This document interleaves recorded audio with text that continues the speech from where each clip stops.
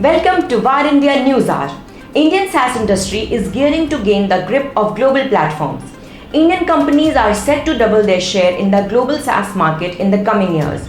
A recent report by SaaS Pumae, Asia's largest SaaS community, McKinsey & Company and NASSCOM concluded that India could well be on the cusp of unlocking a $1 trillion opportunity. The global SaaS market is expected to cross $500 billion in revenues by 2025, growing at 18 to 20% a year to reach $1.3 trillion by 2030. A core model of cloud computing, SaaS, is a software delivery method where service providers host an application on their own servers, which a client can access via the internet. Reflecting a rapidly digitalizing global business environment, India's SaaS industry has been going from strength to strength. India currently has around 1,000 SaaS startups, including 10 unicorns that generate a combined 2 to 3 billion US dollars in annual revenue and employ nearly 40,000 people, McKinsey & Company data showed. The number of unicorns could increase tenfold by 2030, they predicted. India has the largest pool of developers and it becomes an even more important sector for us. And then there is the growing SaaS. A Google and KPMG report says India is all set to be the home of a $10 billion SaaS industry with its global share expected to rise to 8%.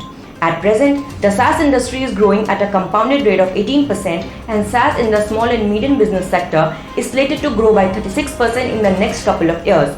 This makes Indian SaaS companies hot picks for international corporations to invest in managing the critical backend. Add to that India's already established advantage in backend support through its IT and ITES sector, which brings down overall cost of companies significantly. Finally, the next phase of digital transformation by global companies would be powered by the adoption of multiple cloud platforms and deploying applications on edge with the rise of 5G. There will also be a higher focus on developer talent. Let's look into today's headlines in VAR India.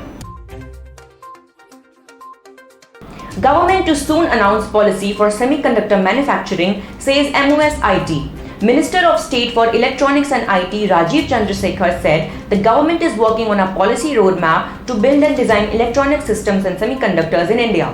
Speaking at the India Ideas Summit organized by United States India Business Council, Chandrasekhar said the new possibility and roadmap will be announced this month.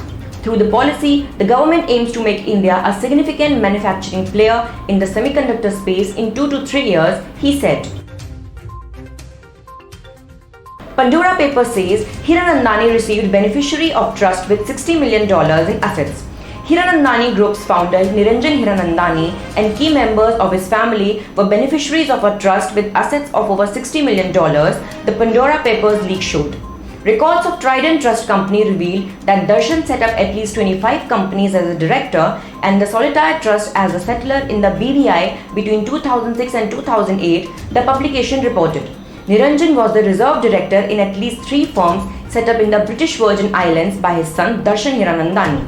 Darshan said, "It is my personal trust that has built up assets since 2007.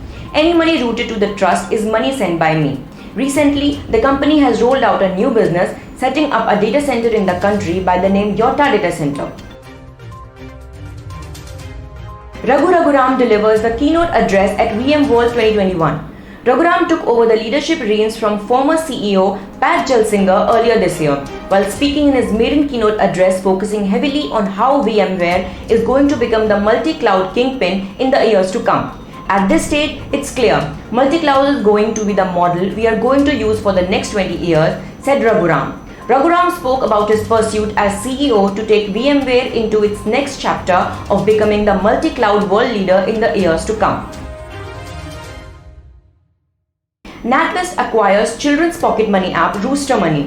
NatWest has acquired children's pocket money app Rooster Money. The Rooster Money app loads pocket money onto a Visa debit card and allows parents to immediately freeze a card if it's lost and block payments to specific merchants. Rooster has over 130,000 UK users and will be launched to NatWest customers in the coming months.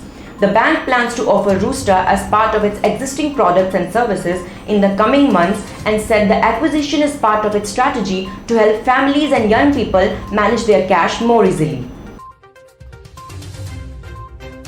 CoinSwitch Kuber turns unicorn with $1.9 billion valuation.